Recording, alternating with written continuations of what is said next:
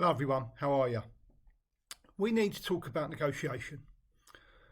The reason we do is that I believe negotiation may be a dying art. Now, everywhere I go, all the agencies that I visit, lots of the recruiters that I work with are just not negotiating anymore.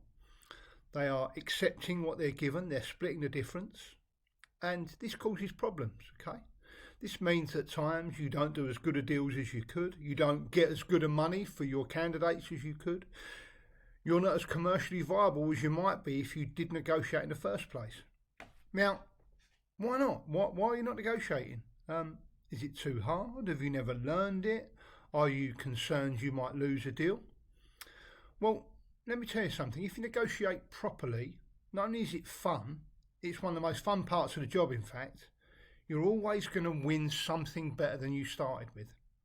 But of course, like anything else, I believe negotiation can be systematised, can be made better, can be made easier if you follow a set of rules. So let me show you the golden rules of the negotiation. Now, I'm going to split these down into two lots of three. So let's get on with it. So the first rule of negotiation: don't get yourself into a position where you need to negotiate. Now, sounds weird, right?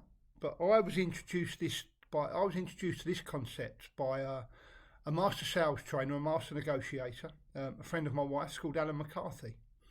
And when I met him, he had recently done some negotiation training with the SAS. And the first rule that he taught them around negotiation was don't get yourself into a position where you need to negotiate. So how does this work for us? I'll explain it very simply. The less that you've done throughout the process to ensure that the process is running well, the more you'll have to tie up the loose ends at the end. So the more that you have to negotiate at the end of the sales cycle, the less well you've run the process. So get yourself a documented sales process, get yourself a tick box, a checklist, and check things off and tick things off as you go. Then you'll have so little to do in the negotiation phase that it will be an absolute joy to do it, and you'll win.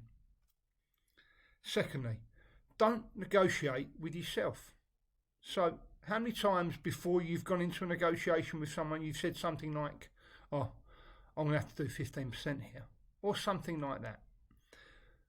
This becomes a self-fulfilling prophecy because you've already put the thought in your mind. You're already assuming what the other side is thinking, and we know how dangerous that is. So before a negotiation, clear your mind, positive thoughts, open mind, no preconceptions, so you've got no misconceptions.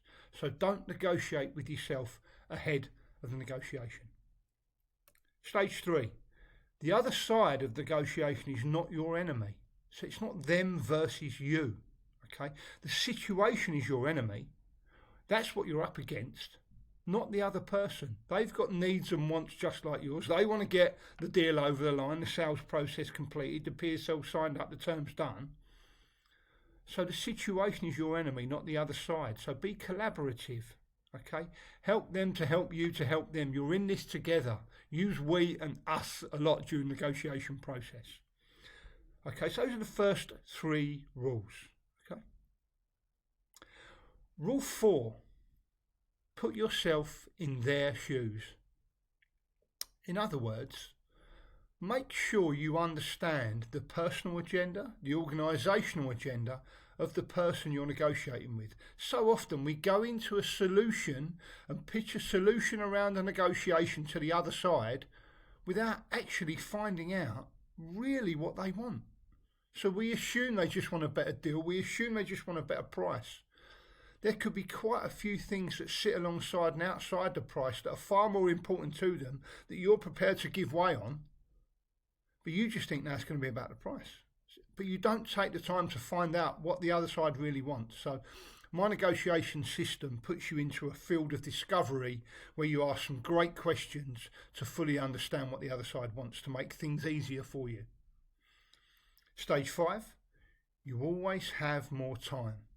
Okay, we live and move and work in this fast-paced recruitment world where everything has to be done now, only it doesn't.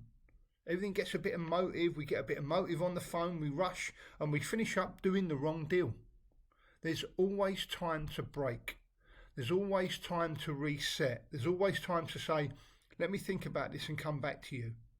Let's book another call for this afternoon or tomorrow morning and we can complete this. After that call's finished, take a breath, calm down, stop being emotional, perhaps get some advice internally or get some advice externally before you go back onto the call. You've always got more time than you realise in a negotiation.